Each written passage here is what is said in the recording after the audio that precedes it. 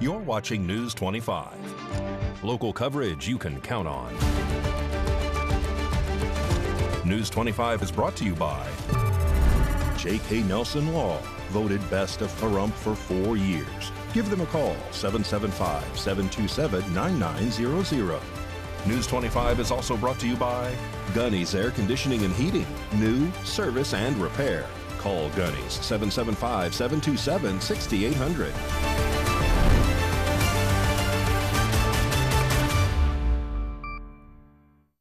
Hello and welcome to this edition of News 25. I'm Unat Gentry. Thanks for joining us on 8th Country Radio. And we're also streaming at KPVM.TV. We're also on your Roku devices. It is Thursday, February 20th.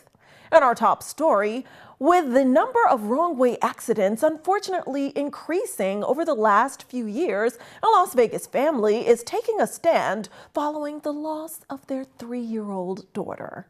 News 25 reporter Rory Rossell has details on a newly proposed bill, the AB 111, that goes before the Nevada Assembly on next week. Wrong-way driving is a growing problem in southern Nevada. In 2024 alone, the Las Vegas Metropolitan Police Department reported 634 incidences of wrong-way drivers. Now, a bill claimed at tackling this dangerous behavior goes before the Nevada Assembly this next Tuesday. The AB 111, otherwise known as Jaya's Law, is named in honor of a 3-year-old Jaya Brooks who tragically lost her life in a wrong-way crash on the Interstate 95 near Durango in 2023. 3 people were killed in that crash, and it left Jaya's family devastated. Since then, the Brooks family has worked closely with Assemblyman Brian Hibbets to push for Jaya's Law, which makes wrong-way driving a criminal offense rather than a civil penalty that only results in a fine. This bill aims at creating stricter penalties for wrong-way drivers, hoping to prevent more lives from being lost. This bill is scheduled to be presented in Carson City on Tuesday, and Jaya's family will be there continuing to fight for change. And former Vice President Kamala Harris is being recognized for her love and dedication to the United States this week at the NAACP Image Awards. Former Vice President Kamala Harris is to receive a NAACP Chairman Award during this weekend's NAACP Image Awards ceremony. Harris, who was defeated by Donald Trump in this last year's presidential election, made history as the first woman and person of color to serve as a vice president. Prior to her role as vice president, she served as a U.S. Senator from California and the state's Attorney General. The Chairman's Award is presented to individuals who have made a significant contribution to society, and Harris is being honored for her timeless efforts toward justice, equality, and social progress. Prior recipients of this award include former President Barack Obama, the late Representative John Lewis, and the late actress Ruby Dee. The annual NAACP Image Awards will be held at the Pasadena Civic Auditorium in California on Saturday, with categories spanning from Entertainer of the Year to Best Movie to Outstanding Work in Poetry. This event is co-presentated by the NAACP and BET. And Southern Nevada is home to many historical spots. Our News 25 Las Vegas correspondent Maria Centers joins us now from the rough and gruff ghost town of Nelson, Nevada. Situated just about 45 minutes southeast of Las Vegas, the Clark County ghost town of Nelson, Nevada was a true Wild West battleground during its prime in the Gold Rush era. KPVM television had the opportunity to travel to the preserved destination to find out what it's all about. You went off-roading from Searchlight to Nelson, Nevada. How was that experience? It's so beautiful here. It was a beautiful ride. It's been a tremendous, beautiful weather, and we've all had a great time, and everybody that's been with us, they enjoyed the ride. It's my first time, and I don't even know where to look. All the nostalgia, the history, right? Everything that happened here. So much, I know. You need to go on the mine tour that they have. That's really neat. Can you get in the mines? You have to pay for it, but it's not that much, and it's totally worth it. It's kind of cool. Nelson, Nevada reigns as one of the most authentic Wild West landmarks of all time. Throughout the gold mining boom, law enforcement avoided the town due to its violent practices and murder rates over mining disputes. Today it was just going out for a day ride, and I saw this place on the map and thought I would come. And it is a fantastic place. I just going around taking pictures. I'm gonna have to bring the group I ride with out here. It is so awesome. And the photos I saw online do not do this place justice. It does not. It does not. It's just wonderful to look at. I just happened to see this place on YouTube, and I stuck it on my phone, and for whatever reason today when I got up, it glared at me. I said, oh, maybe I need to ride out there. And so here I am. Despite its rough reputation, Nelson produced one of the biggest mining booms in Silver State history and scored one of the first major gold strikes here in Nevada, with silver and gold being discovered in the late 1850s. For me, there's nothing like just being out there on the open road with nothing around you. It's all 2-lane highway to come out here, and I've gone a couple hours and not even seen one car, and it is just awesome. I never researched it online, but now when I go back home, I'm going to have to, so I can present it to the group that I ride with so we can make a day trip out here. While Nelson's mining ceased in the 1940s, the ghost town has now been authentically restored and is sure to be a hit for Wild West enthusiasts with so much to explore and take in. They must see it. It's amazing. Amazing place when you love old cars, old stuff. Very good. Come to Nelson, Nevada. It's really neat. It's something to see. Nelson, Nevada is tucked inside the El Dorado Canyon. Reporting from Clark County and getting it over the hump to the sunny desert oasis of Pahrump with coverage in both counties, I'm Maria Centers for News 25 Las Vegas. And from basketball to dancing with the Cougarettes to Time Magazine's Woman of the Year, Mikey Ruhan brings it all to us in sports right now.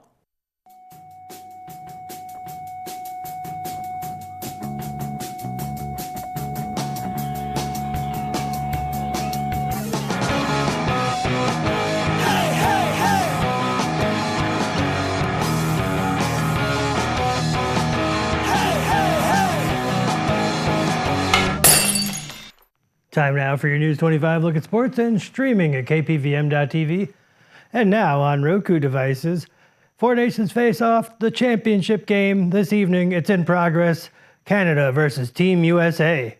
A limited number of Las Vegas Aces tickets for regular season home games will go on sale Tuesday, February 25th at 10 a.m. Tickets for the game will also be available to the public on February 25th. Tickets for all games start at $15. Time Magazine has recognized Las Vegas Aces MVP Aja Wilson as part of its annual Women of the Year issue. The magazine on Thursday announced 13 selections for the issue, describing the women selected as extraordinary leaders working toward a better, more equal world. Coronado High School's varsity dance team, the Cougarettes, earned the top prize at the 2025 National Dance Alliance High School National Championship in Orlando, Florida, clinching the overall Grand National Champion title. Way to go, Cougarettes. Privet Trojan boys basketball are taking part in the state tournaments. That kicks off on Friday. Friday.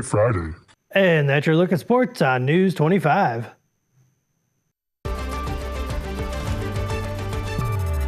You're watching News 25. Local coverage you can count on.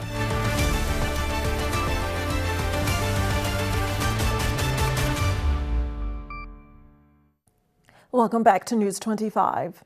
And in somber news out of UNLV, the athletics department releases a statement saying that one of their football players has unfortunately passed away. Las Vegas Metro also released a report detailing the events that led up to that player's tragic death. Ben Christman, a transfer offensive lineman for the UNLV Rebels, was found dead at his off-campus apartment on February 11th after experiencing chest pains during a football practice the day before, according to Las Vegas Metro. The report details that Christman complained of chest pains during practice on February 10th. A coach administered an electrocardiogram, a test to detect for potential heart issues, before sending Christman to the team's cardio doctor. The doctor reportedly found no abnormalities in Christman's condition. Later that afternoon, Christman returned to his off-campus residence around 3 p.m. His roommate told police that Christman greeted him with a hi before reportedly heading straight to his room. Christman was not seen for the rest of the day. The following morning, his teammates grew concerned when Christman did not show up for practice, and none of them had heard from him. They went to go check on him and found him unresponsive in his room. After calling 911, they began performing performing CPR as instructed by emergency personnel. Medical responders arrived on scene and pronounced Chrisman dead at 11:54 a.m. on February 11th. The cause of Chrisman's death is still under investigation, and the UNLV community is mourning the loss of the 6'5", 315-pound lineman. And we send our condolences, thoughts, and prayers to that young man's family. And turning now to health news, are you sick of winter weather and ready for spring? Many of us are, and it turns out some of us, including myself, could actually be allergic to the cold. There are definitely individuals out there that can get something called cold-induced urticaria. And this is a situation where patients are exposed to lower temperatures and they can actually break out into hives, or they could actually develop swelling at all of those sites that are cold for them. Cleveland Clinic allergist Sandra Hong says a person can develop this rare condition at any age. And when it comes to cold weather, there isn't a certain temperature that triggers it. You could notice the symptoms while walking outside on a chilly winter day, or when you step inside a cooler at a convenience store. Dr. Hong says touching a cold surface or exposing yourself to frigid water can bring on symptoms as well. So what do you do if you think you have this condition? I absolutely would have them seek guidance from an allergist for multiple different reasons. One, because we want to make sure that it's the true diagnosis. Two, there are medications that can help with this and we can keep you super comfortable. And three, there are other diseases that can masquerade like cold-induced urticaria, and we would want to make sure that those aren't causing any of these symptoms. And did you know that there are energy savings all around you potentially? Valley Electric Association is sharing more on how you can conserve even more energy around your home. This segment of News 25 is brought to you by Valley Electric and its family of companies focused on serving our members. We're better together.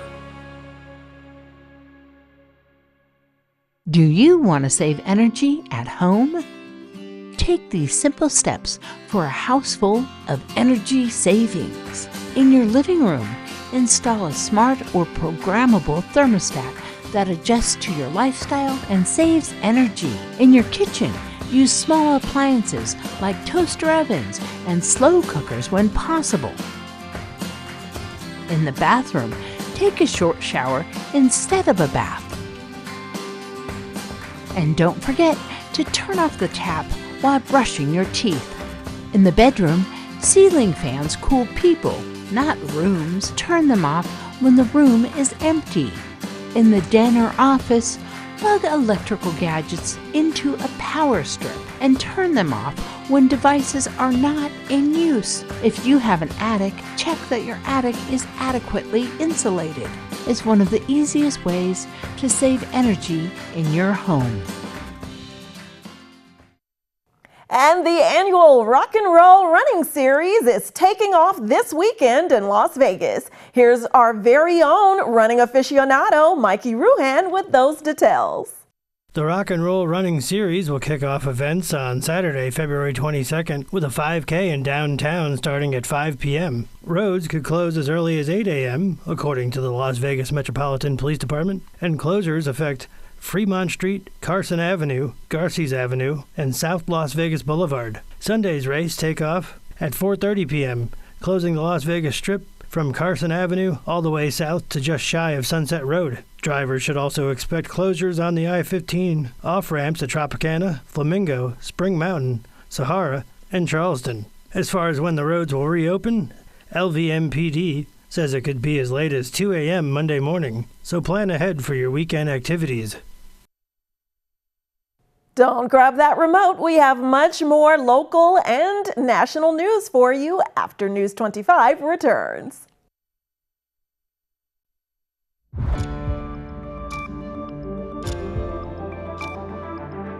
You're watching News 25. Local coverage you can count on. News 25 is brought to you by Mountain West Lawyer, Injury Attorneys, 727-9500.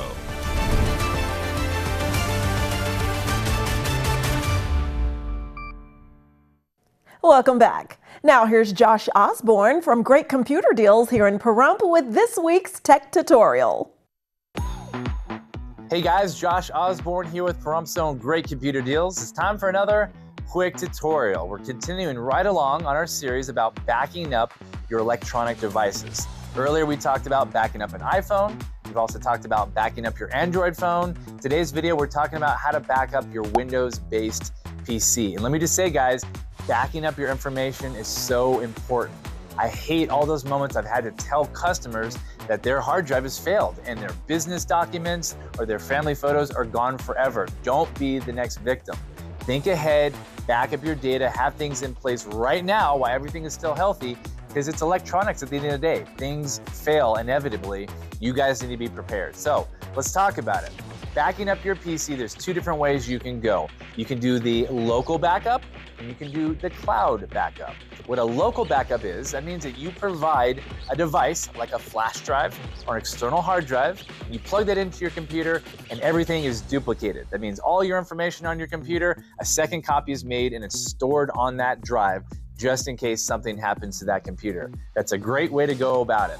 The other option is what we call a cloud backup, which means all your data gets backed up, but it's not stored on your own device, it's stored on the internet with a service, like a Crash Plan or a Carbonite or other popular options that are out there. So you need to decide which one you want to go with.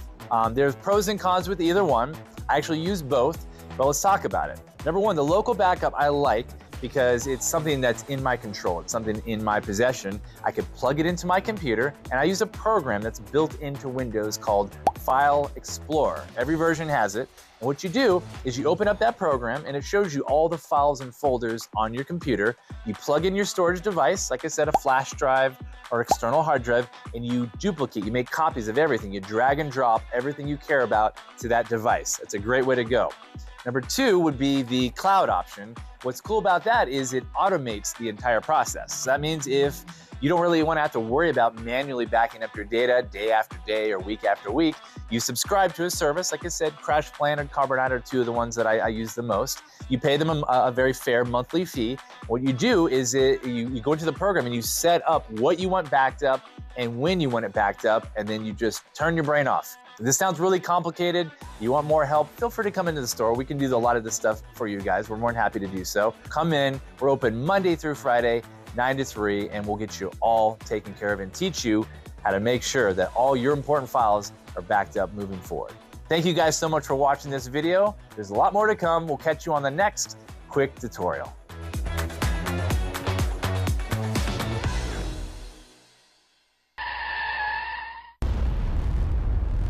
News 25 WeatherCam is brought to you by Lerner and Rowe Injury Attorney's Office in Pahrump. In a wreck, need a check? Call 702-877-1500. Let's take a look through our Lerner and Rowe WeatherCam as this beautiful day blows us away. There are high winds in the area, but not clouds in the sky in that direction. Let's see what else is breezing through our forecast after this break.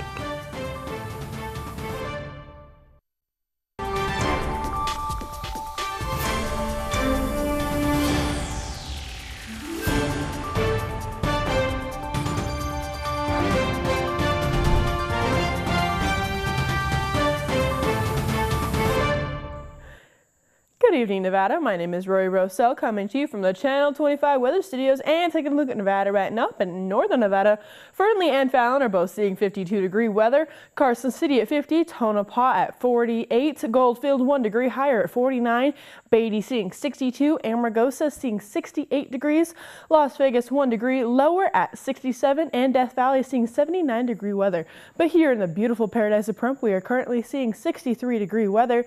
The high today just a little while ago was 66. It was sunny today. Wind blowing north at 12 miles per hour, humidity 19%, and the sun rose this morning at 6:24 and sets in just 2-ish minutes at 5:30 p.m. The humidity raises up to 34%, and the wind continues to blow northeast at 10 miles per hour. The low tonight is going to be 42 degrees. Let's take a look at that 7-day forecast. We will be seeing some warm temperatures coming this next week. Tomorrow we will be seeing 67-degree weather, but on Saturday at 70, Sunday 75, Monday jumping all the way up to 79 degrees. Tuesday, we're seeing 82.